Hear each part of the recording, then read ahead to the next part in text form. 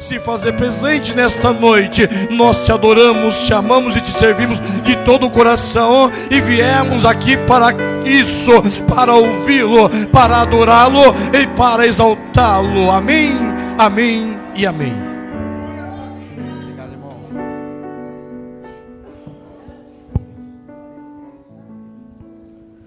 Glória a Deus. A paz do Senhor, meus irmãos. Amém. Vocês estão bem? Que maravilha! Aproveitando que vocês estão em pé, abra sua Bíblia no livro de Judas, capítulo 1, versículo 3. Quero aqui, desde já, trazer um abraço do pastor Alzemar, pastor presidente, também já conhecido aqui do pastor Zé, né, que pediu para me levar um abraço, e com certeza eu levarei. Louvar a Deus pela vida do Rangel, da sua esposa Marlene, muito amigo nosso, que Deus abençoe vocês. E sei onde vocês estão, vocês são um canal de bênção. Que Deus continue conservando essa graça. Agradecer aqui ao pastor presidente pela confiança. Que Deus possa continuar abençoando e vigorando suas forças cada vez mais. Vocês encontraram? No Judas, verso 3. Judas, verso 3. Achou? Amém, meus irmãos?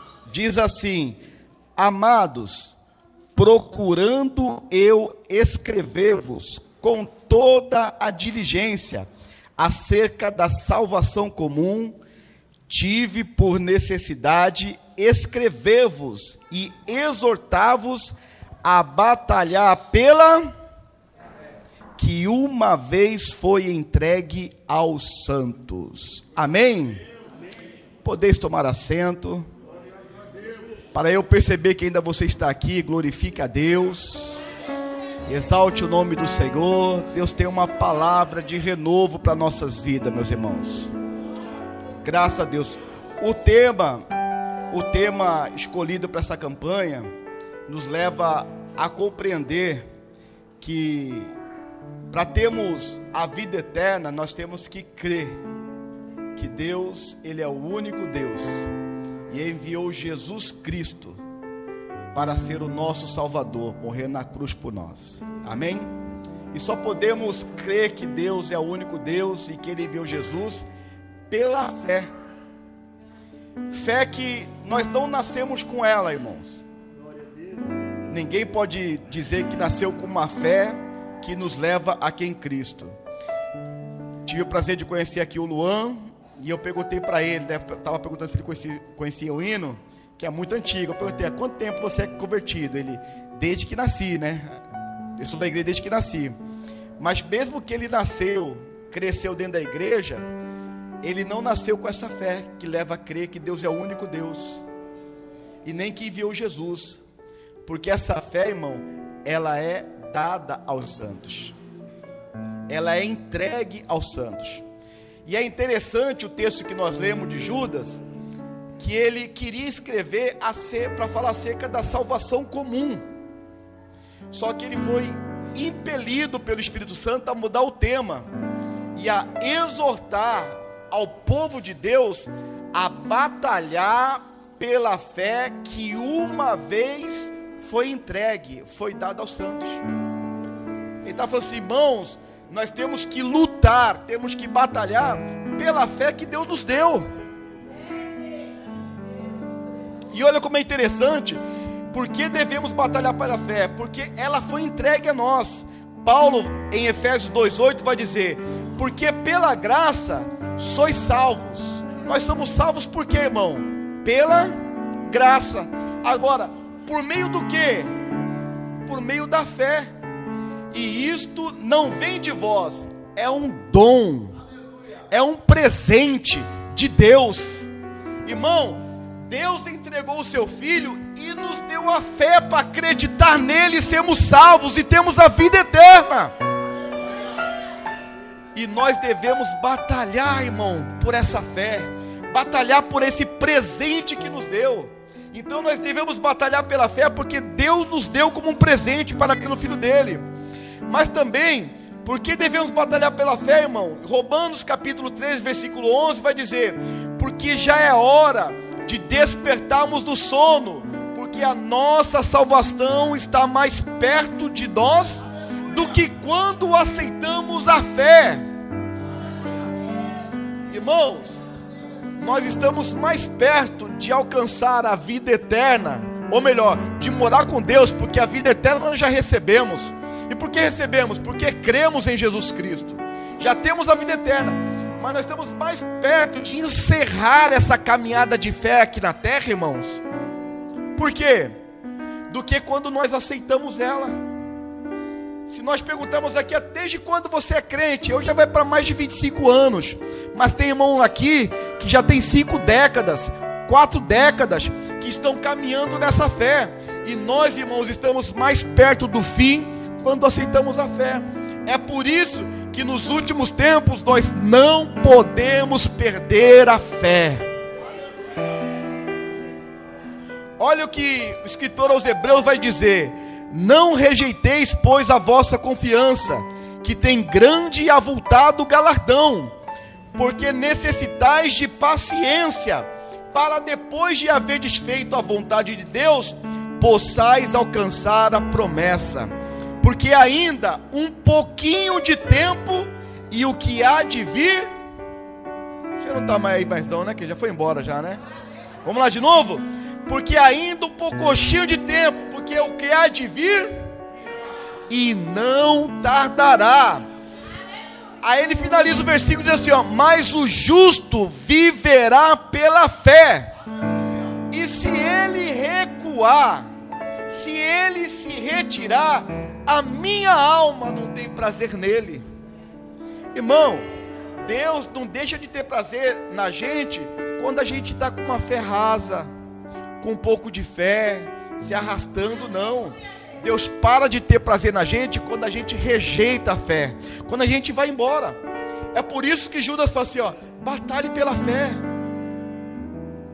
continue lutando pela fé, continue caminhando. Se não consegue correr, ande. Se não consegue andar, arrasteje, mas continue acreditando que a promessa vai vir. Jesus, ele fala que se nós tivermos fé como um grão de mostarda, não quer dizer, irmão, basta uma fé pequena para resolver o problema. Não, irmão, tem que ter fé grande para resolver o problema. O que o Senhor está falando não é que nós devemos ter uma fé do tamanho de um grão de mostarda, mas como um grão de mostarda, que se bem cultivada, irmão, ela cresce, e as aves vêm pousar nela. A nossa fé tem que ser tão grande, a ponto das pessoas pegar carona nela. Mas, irmão, na vida cristã, uma hora a gente está com a fé lá em cima, outra hora a gente está com a fé lá embaixo, uma hora a gente está capengando, irmão, mas contudo nós não podemos desistir, e ainda fazemos a melhor escolha, que é vir na igreja, irmão. Por quê? Porque a fé vem pelo ouvir, e ouvir a palavra de Deus. É aqui o lugar onde a nossa fé vai se renovar, onde a nossa fé vai ser fortalecida, onde o Senhor vai enxertar a fé, irmão. Irmão Davi, como é que eu faço para fazer a minha fé crescer? Olha, o que diz o texto, vai falar assim, ó: Abraão não duvidou da promessa, antes foi fortificado na fé, fazendo o que, Angel? Dando glória a Deus. Cadê você? A vitamina para renovar a fé, irmão. Dá glória a Deus. Dá glória a Deus. Dá glória a Deus, porque muitas das vezes o diabo quer roubar a nossa fé, irmão. Mas no momento que ele está nos apertando, nós temos que parar e dizer: glória a Deus, pois eu vencerei. Oh, aleluia! Bendito seja o nome do Senhor Jesus. Acerca de fé, irmão, temos muito o que dizer, mas eu quero me ater com o tema. Olha só, irmão, nós estamos falando de eternidade. A vida eterna é essa, que creiamos que Deus é o único Deus e que enviou Jesus. Deixa eu falar então uma coisa para os irmãos. O que nos aparta da eternidade, irmão, de fato, não são os nossos pecados. Tem pessoas que acham que vão se apartar de morar com Deus porque tropeçou, porque caiu, porque pecou. Ah, eu pequei, agora para mim não tem mais chance. Ah, eu pequei, agora acabou a minha vida. Ei, nós não vamos perder a eternidade por causa do pecado. nós perderemos a eternidade, irmãos, por causa da nossa incredulidade. Você está aí ainda, crente? Fala comigo. Vou repetir. O que nos aparta da eternidade não são os nossos pecados, irmãos, é a nossa incredulidade. Porque Cristo Jesus, quando morreu na cruz do Calvário, Ele resolveu o problema do pecado. Olha que Ele mesmo vai dizer, o que Jesus vai dizer em João capítulo 3, versículo 18. Quem nele crê, não é julgado. O que não crê, já está julgado, porquanto não crê no nome do unigênito Filho de Deus.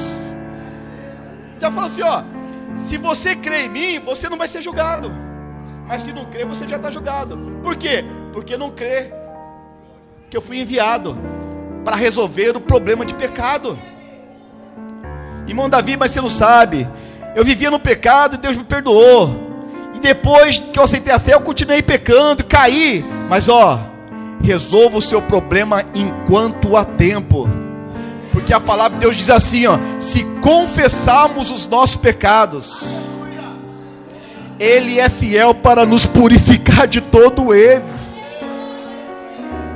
Irmão, há poder no sangue de Jesus para purificar pecado. Então, o que nos vai deixar longe da eternidade, irmão, não é o pecado, mas a incredulidade, porque paramos de crer em Deus como único Deus e naquele que foi enviado por Ele para resolver o problema do pecado. Crer é um ato de fé. Veja o que Jesus vai dizer ainda no versículo João capítulo 7, versículo, ou melhor, João 16, versículo 8. Quando Ele vier, olha que Jesus está falando, quando Ele vier, convencerá o mundo do pecado, da justiça e do juízo. Do pecado, porque não creem. Você não está aí mais não, crente? Do pecado, porque não creem em mim. Jesus está falando assim, ó, quando o Espírito Santo vier, Ele vai convencer vocês do pecado, da justiça e do juízo. Aí ele fala assim, ó, do pecado, porque não crê em mim. Não crê que eu posso libertar você do pecado? Não quer que eu possa mudar a sua vida? Não quer que eu possa fazer você uma nova criatura? Então, o que nos vai apartar é a nossa incredulidade. Agora, diante desses versículos, irmãos, enquanto eu vou refrigerar o radiador aqui, deixa eu fazer uma pergunta, irmão. Existe coisa pior do que não crer? Fala comigo, crente, está aí? Existe coisa pior do que não crer, sim ou não? Ah, vocês são tão tímidos ainda. Irmão, estou falando que o que nos aparta de Deus é o nosso pecado, é a incredulidade. Do pecado porque não crê em Jesus. Aí eu pergunto, existe coisa pior do que não crer? Sim ou não? Existe, crente. Pior do que não crer, irmão, é crer errado. Você está aí, crente? Ó, pior, irmão, não crer já é ruim, mas pior do que não crer é crer de forma errada.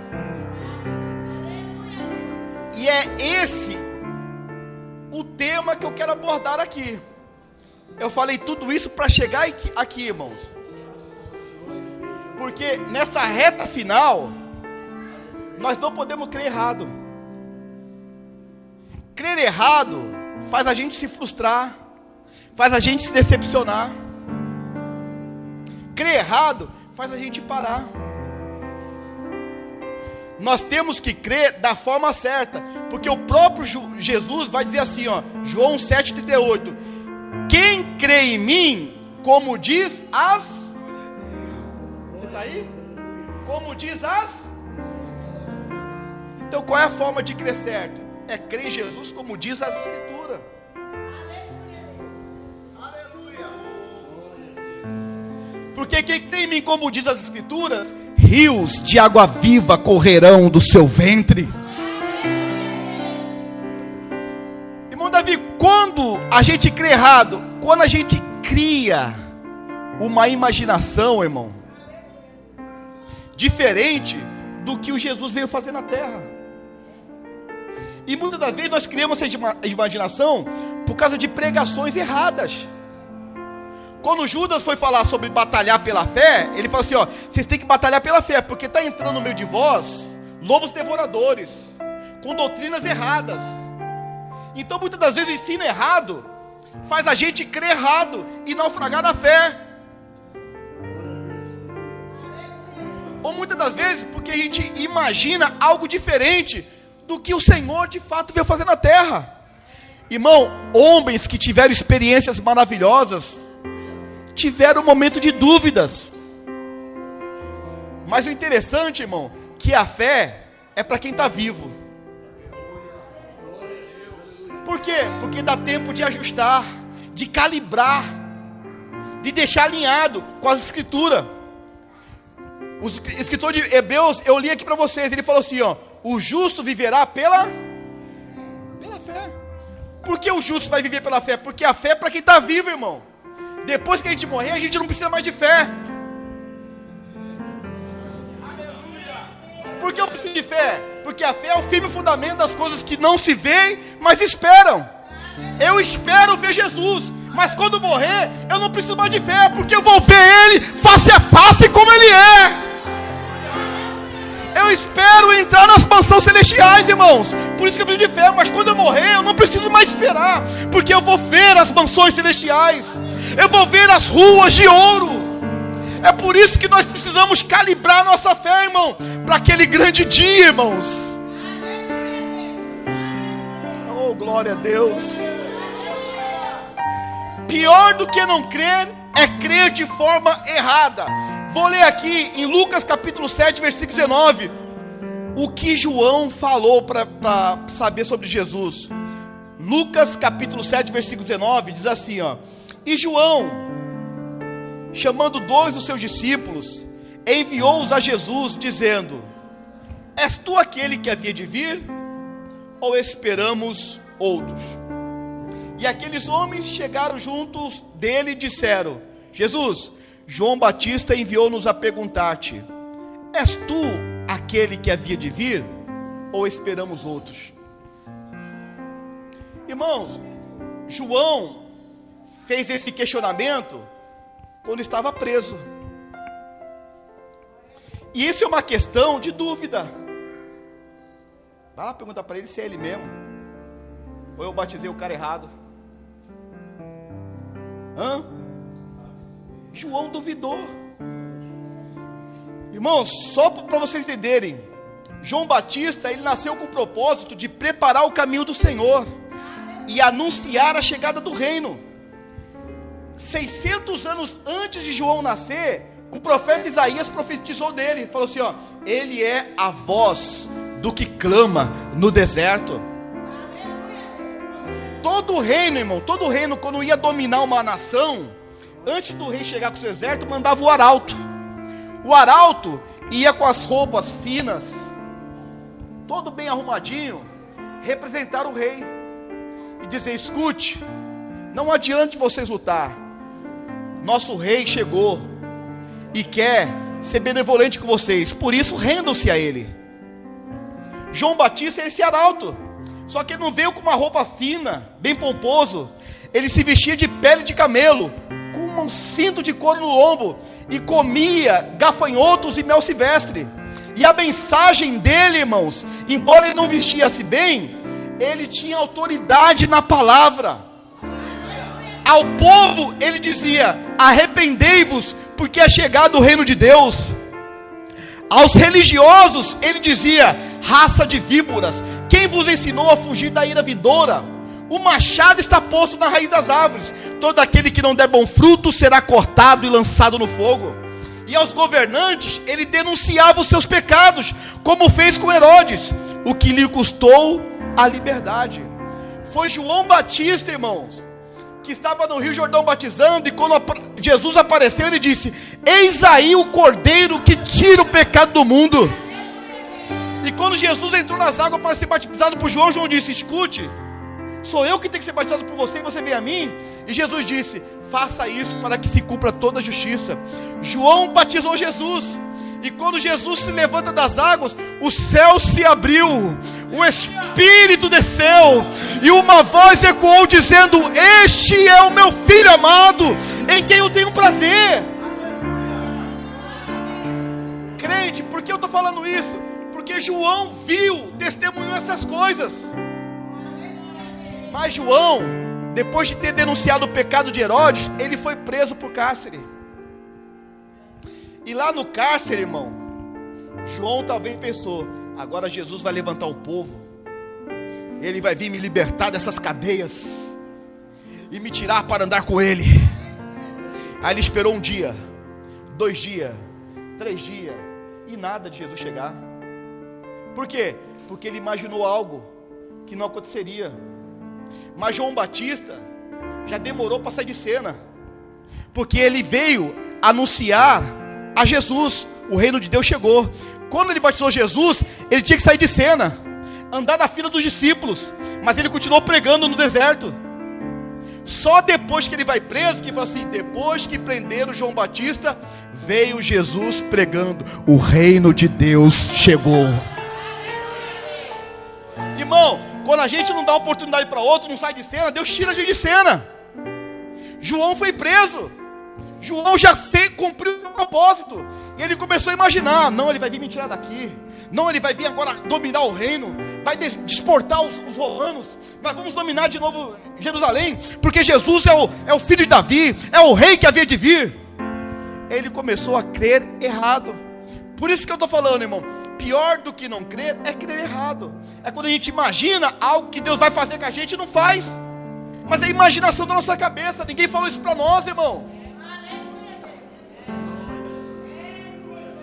Quando estou entendendo a palavra de Deus, criar expectativa errada nos leva a duvidar da nossa fé. A fé vai além das expectativas humanas. João pensava que Jesus ia dominar os romanos naquele momento, tirar ele do cárcere. Por isso que eu estou falando, pior do que não crer é crer errado. Quando as coisas não saem como imaginamos, começamos a duvidar de Jesus. Isso não é bom, mas acontece com grandes homens de Deus, irmãos. Olha só, quando a gente imagina errado e a nossa imaginação não acontece, a gente começa a duvidar de Deus. E quando a gente começa a duvidar de Deus, começamos a naufragar na fé. Porque foi isso que aconteceu com João. João estava falando: por que Jesus não veio me tirar da cadeia ainda? Por que Jesus não veio reclamar a minha prisão injusta? Eu estou sendo injustiçado aqui.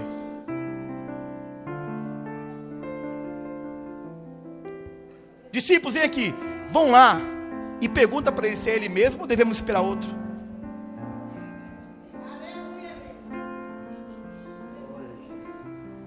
Irmãos, acontece com grandes homens de Deus. Eu vou aqui abrir um parêntese, mas lembra do que eu estou falando. Pior do que não crer é crer de forma errada. E eu parei na dúvida de João. Mas deixa eu falar do profeta Elias. Você lembra do profeta Elias? O homem que falou que não ia chover e parou de chover 3 anos e meio. Depois de 3 anos e meio, ele reuniu os profetas de Baal, levou no Monte Carmelo e fez desafio: vamos fazer o seguinte, o Deus que responder com fogo, esse é Deus. Os profetas de Baal, quase 900 homens, fizeram um altar, colocaram um animal, lenha, e começou desde manhã até o meio-dia: Baal, manda fogo, para que saiba que o Senhor é Deus. Baal, manda fogo, manda fogo. Não estou te ouvindo. Está cansado, ele está dormindo. Agora senta aí. Aí ele pega a água, joga no altar, faz um rego, enche de água o altar, molha mesmo. E ele faz a seguinte oração: sucedeu que no momento de ser oferecido o sacrifício da tarde, o profeta Elias se aproximou e disse: ó Senhor, Deus de Abraão, de Isaque e de Israel, manifeste-se hoje que tu és Deus em Israel, e que eu sou o teu servo, e que conforme a tua palavra fiz todas essas coisas. Responde-me, Senhor, responde-me, para que este povo conheça que tu és Senhor, Deus, e que tu fizeste voltar o seu coração. Então caiu o fogo do Senhor, e consumiu o holocausto, e a lenha, as pedras, o pó, e ainda lambeu a água que estava no rego. O que vendo todo o povo, caíram sobre o seu rosto e disseram: só o Senhor é Deus, só o Senhor é Deus. Meus irmãos, que obra maravilhosa,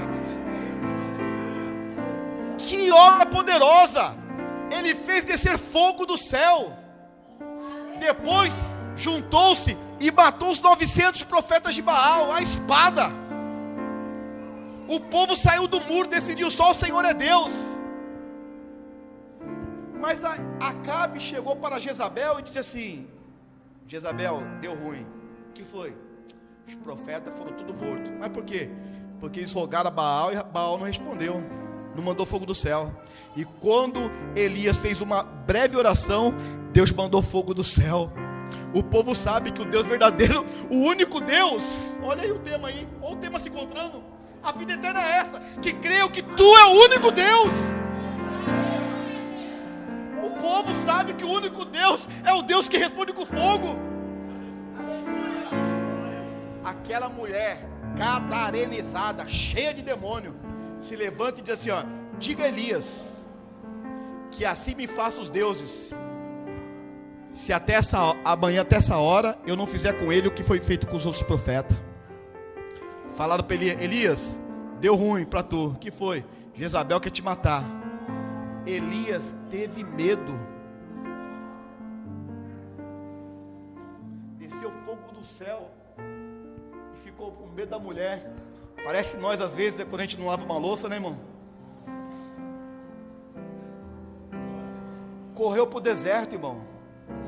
Aí lá no deserto ele fez a seguinte oração: Senhor, tira a minha vida, porque eu não sou melhor do que meus pais. Por que Elias, de um grande avivalista que desceu fogo do céu, agora num beco de depressão? Por quê? Porque ele imaginou assim, ó: agora viram que Deus derramou fogo do céu, sabe o que vão fazer? Vão tirar Jezabel e Acabe do poder, vão colocar um outro rei, e a paz de Israel vai restaurar. Elias talvez imaginou isso. Ou que Acabe se arrependeria e tirasse essa mulher do trono. Realmente, Elias, eu estava endemoniado e estava cego, mas agora eu vi que só o Senhor é Deus. Mas não houve esse arrependimento, não houve essa mudança. Então ele vai para o deserto, dobra o joelho e fala assim: tira a minha vida, Senhor, tira a minha vida. Quantos irmãos já não fez essa oração? Tira a minha vida, Senhor. Porque duvidamos, porque cremos errado. Cremos assim, ó: nós não nascemos para sofrer. Por que eu estou passando por isso? Tira a minha vida. Só que eu vou falar uma coisa para você: se você fez essa oração e sabe, e você está vivo ainda, é porque essa oração não foi respondida, sim ou não? E sabe por que ela não foi respondida? Por causa de Jesus. Jesus, ele fez uma oração antes de morrer. Ele diz assim, olha que Jesus vai dizer assim, ó: Pai, não peço que os tire do mundo, mas que o livre. Então, se Jesus pediu para não tirar você do mundo, não adianta pedir para morrer, irmão, que Deus não vai tirar a sua vida. Muda oração, diz: aumenta a minha fé, Senhor, aumenta a minha fé, Senhor, porque há muito que caminhar. Irmão, quando nós imaginamos de forma errada, a nossa fé naufraga. Vamos voltar para João. Quando criamos expectativas erradas, naufragamos na decepção. E o que tem feito muitos crentes se desviarem, irmãos, se apostatar da fé, é a decepção. Por quê? Porque creu de forma errada. Deus não fez isso? Por que Deus fez aquilo? Por que Deus não deu esse livramento? Por que Deus não mudou isso? Deus tem poder, mas por que não fez? A gente começa a ficar em parafuso, irmão, e naufragamos. Mas ó, lembra, João chama os discípulos assim, ó: vai lá, pergunta se é ele mesmo ou devemos esperar outro. Aí os discípulos de Jesus, irmão, O discípulo de João fala assim: Senhor, João está pedindo para perguntar se ele acertou. É tu mesmo? Ou devemos esperar outro?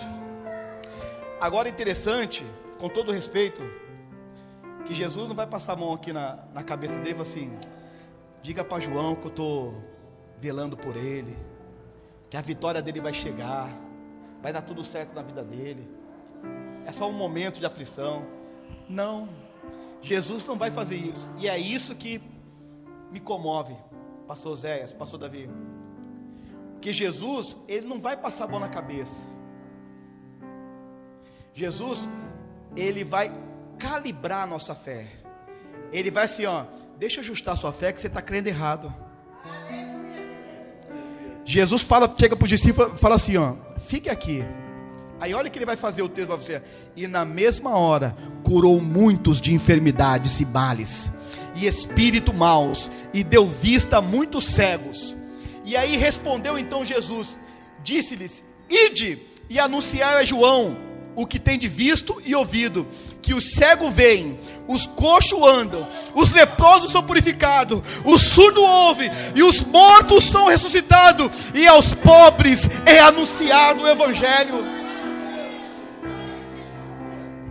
Irmão Davi, não entendi. Olha o que Jesus fez, calibrou a fé dele, falou assim, ó, diga para João o que vocês viram e ouviram.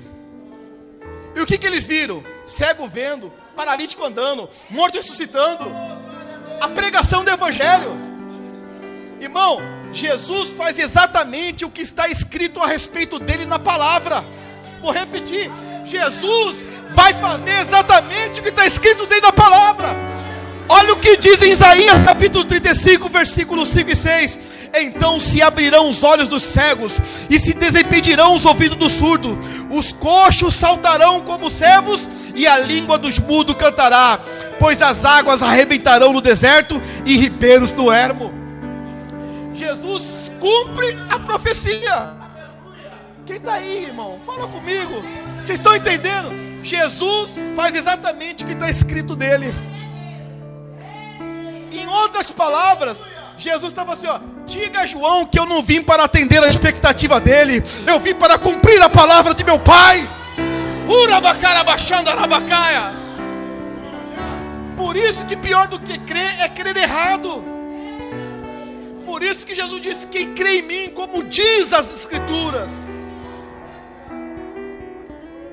Oh, aleluia. Bendito seja o nome do Senhor Jesus. Nós romantizamos as Escrituras.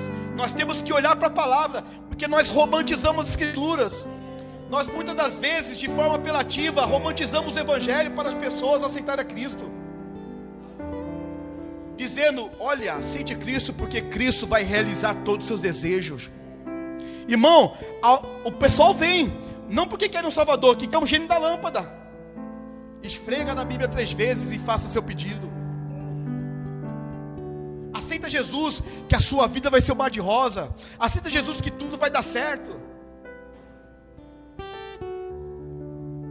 Nós romantizamos o Evangelho, e as pessoas vêm crer em Jesus de forma errada. Olha, Deus vai irmão, esse é o maior chavão do pregador. Ele fala assim, ó, Deus vai realizar os seus sonhos. Quem disse isso? Aonde está escrito que Deus realiza sonho? Ah, irmão Davi, não vem com heresia não, porque Deus realizou o sonho de José. Quem disse que aquele sonho era de José? José sonhou uma revelação de Deus.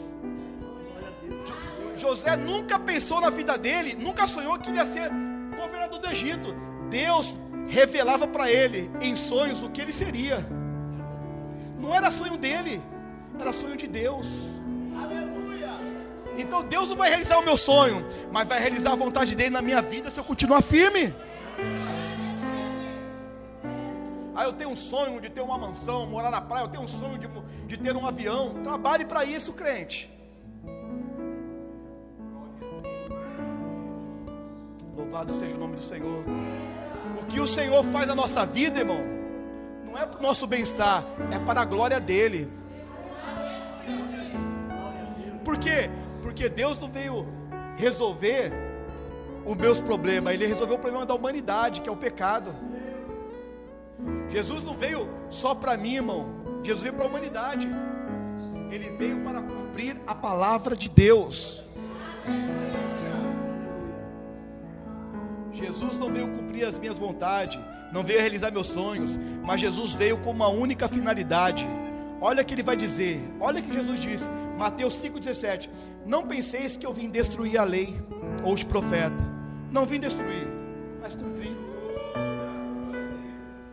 João 12, 49 e 50. Essa é tremenda, irmão, olha só. Porque eu não falei de mim mesmo, mas o Pai que me enviou, esse me deu um mandamento sobre o que dizer e o que falar. E eu sei que o seu mandamento é a vida eterna. Portanto, o que eu falo como o Pai me disse. Olha só, eu não vim inventar nada aqui. O que eu estou falando foi o mandamento que o Pai me deu. Eu só falo o que Ele manda eu falar. Eu não estou inventando nada na minha cabeça. E o que Ele fala? O que está escrito.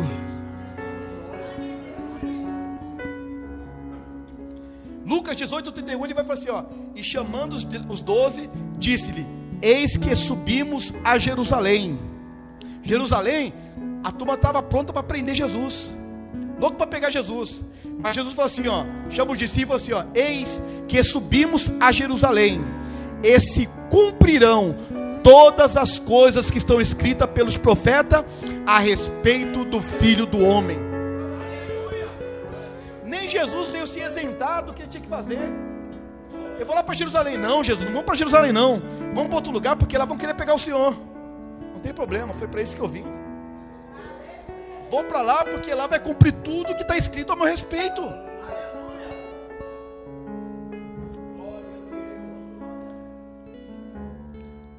Quando nós falamos, você quer aceitar Jesus? Na verdade, nós queremos dizer, você aceita a vontade de Deus para a sua vida? É isso. Essa é a melhor forma de crermos certa. Aceitar a vontade de Deus para a nossa vida. Estou caminhando para o final, irmão. Uma grande verdade, Romanos 10, 11. Porque a Escritura diz: todo aquele que nele crê não será confundido. Olha só. Muitas das vezes nós cremos em promessa de homens, numa pregação errônea, e aí as coisas não acontecem, a gente fica frustrado, decepcionado. Quantos homens nos decepcionaram? Quantas pessoas nos frustraram? Às vezes na própria igreja tem um vídeo circulando no Instagram em que uma pessoa coloca uma mesa, senta numa cadeira, deixa a outra vazia, com uma placa dizendo assim, ó: se você foi ferido pela igreja, sente aqui um pouquinho. E a pessoa senta, ouve o hino, chora, e aí eles oram com a pessoa, tenta calibrar a fé. Porque a igreja chegou, que fulano disse isso, que eu pensei que ia ser assim, eu pensei que ia acontecer assim comigo na igreja, não aconteceu. Creu errado. Pior do que não crer é crer de forma errada. Mas bom é Deus, irmão, que ajusta a nossa fé, irmão, que calibra a nossa fé. Eu fico imaginando os discípulos chegando para João, falando assim: João, e aí, é ele mesmo? João, ele não falou que sim, nem falou que não, mas nós vimos morto ressuscitar, nós vimos cego enxergar, nós vimos mudo falar, nós vimos surdo ouvir. Aí João Batista deve ter lembrado: então é isso que diz as Escrituras, é Ele mesmo, é Ele mesmo, é Ele mesmo. Calibra a minha fé, Jesus. Oh, glória a Deus. Para nós não decepcionarmos, irmão, a Escritura diz assim, ó: todo aquele que nele crê não será confundido. Jesus não nos engana, Jesus não nos confunde. Por isso que nós temos que crer nele, no que ele fala, no que ele ensina. E sabe o que ele ensina, irmão? Olha o ensinamento dele em Mateus capítulo 6, 33. Irmão Davi, eu quero uma casa, eu quero carro, eu quero dar uma condição melhor para minha família, eu quero, quer? Então Dá o dízimo que vai dar certo na sua vida. Faz uma campanha de 7 dias que as coisas vão dar certo. Jejua 21 dias que as coisas vão dar certo. Não! Olha o que a Escritura diz: mas buscai primeiro o reino de Deus e a sua justiça, e as demais coisas vos serão acrescentadas. Não é campanha de 21 dias no monte que faz prosperar? Não é ficar dando dia, dar tudo meu dinheiro para a igreja? Não, irmãos. É colocar o Senhor em primeiro lugar na nossa vida, irmãos.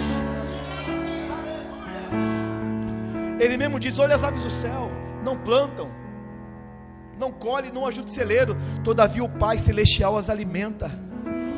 Não tem de vós muito mais valor do que os pássaros? Oh, irmãos, eu estou vendo fé sendo ajustada, irmãos. Eu estou vendo vidas voltando para buscar a presença do Senhor, irmãos. Eu estou vendo joelhos se dobrando naquele horário que ele tinha deixado de dobrar, voltando para o Senhor. Falou: Senhor, eu criei errado, eu comecei a crer errado, mas agora eu quero continuar crendo em Ti. Aleluia.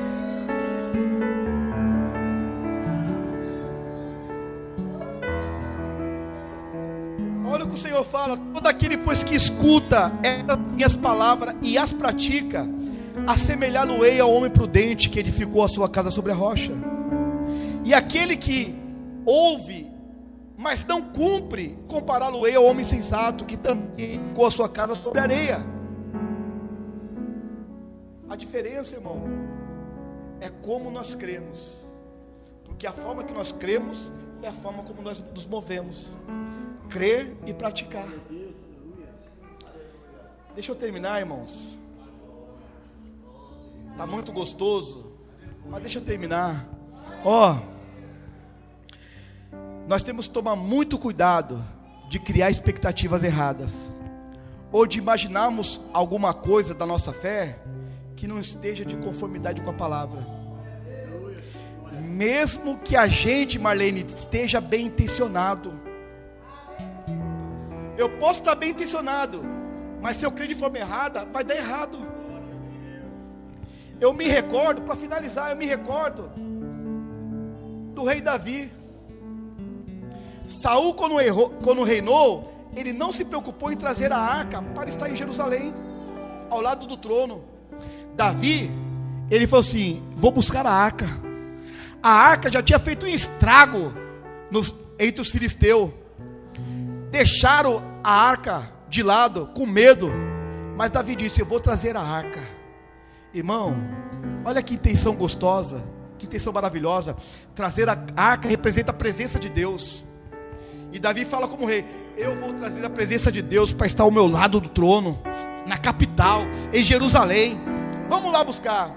Aí Davi prepara, irmão, um carro novo, bois novos, e coloca a arca em cima do carro novo e diz: vamos levar a arca para Jerusalém. E o povo: oh glória, aleluia, esse rei é demais. Estava bem intencionado.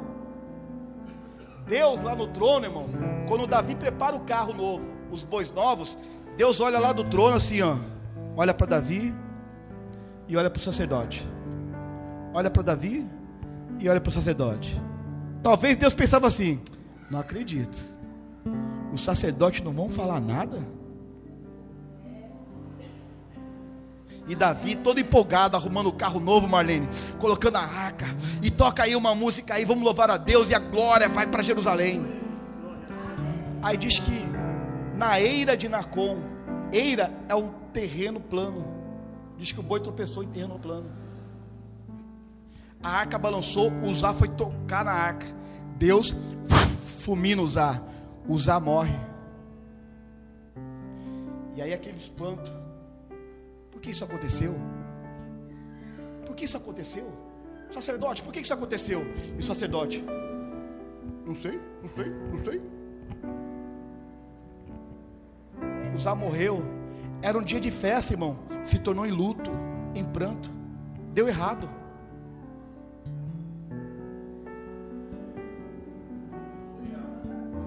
Davi para diante daquele velório, daquele luto, e diz assim: quem trará a arca até mim? Ninguém respondeu. Sabe o que Davi foi fazer? Abrir as escrituras. Deixou a arca na casa de Obed-edom, o geteu, e foi abrir a escritura. E diz que por 3 meses a arca ficou na casa de Obed-edom. Porque em 3 meses Davi foi procurar a resposta. Porque Davi não tinha uma Bíblia igual a nossa, tinha uns rolos. Então tinha que abrir rolo por rolo e ler. Abrir rolo por rolo e ler. Abrir rolo por rolo e ler. Por que, irmão? Porque o povo perece por falta de conhecimento.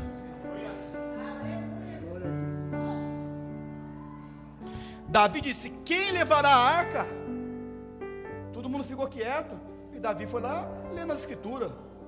Aí ele achou na escritura: para trazer a arca, o sacerdote consagrava sua vida, chamava os levitas e colocava a arca na sua haste, cada um no seu ombro, e levavam a arca do Senhor. Aí Davi volta para o sacerdote.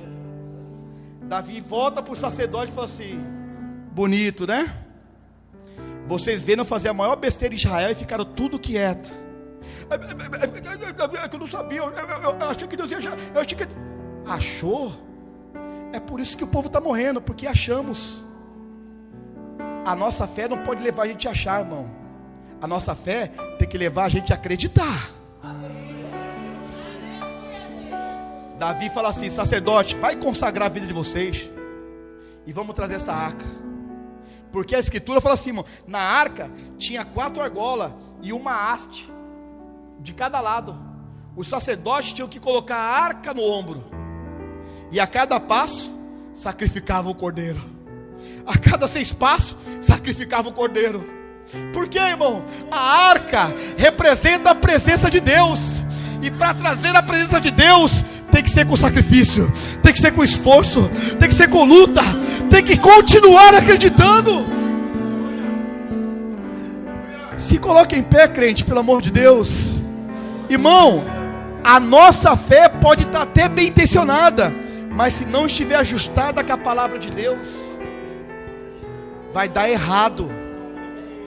Mas se der errado, irmão, não quer dizer que isso é o fim. Porque assim como Jesus calibrou a fé de João, Jesus pode calibrar a nossa fé, irmãos. Quem crê em mim, como diz as escrituras, rios de água viva fluirão no seu interior. Tem momentos, irmãos, que nós estamos prontos a desistir, que nós pensamos que chegamos ao fim, mas a mão de Deus nos sustenta. A sua voz nos orienta, dizendo: não temas, meu filho, não temas. Enquanto a igreja adora ao Senhor, curve sua cabeça e acredite, é Ele mesmo. Deus é o único Deus, e Ele enviou Jesus para nós crermos que a vitória é garantida, que nesse mundo nós teremos aflição, mas assim como Ele venceu o mundo, nós também venceremos. Adore ao Senhor. Se há um louvor, adore ao Senhor.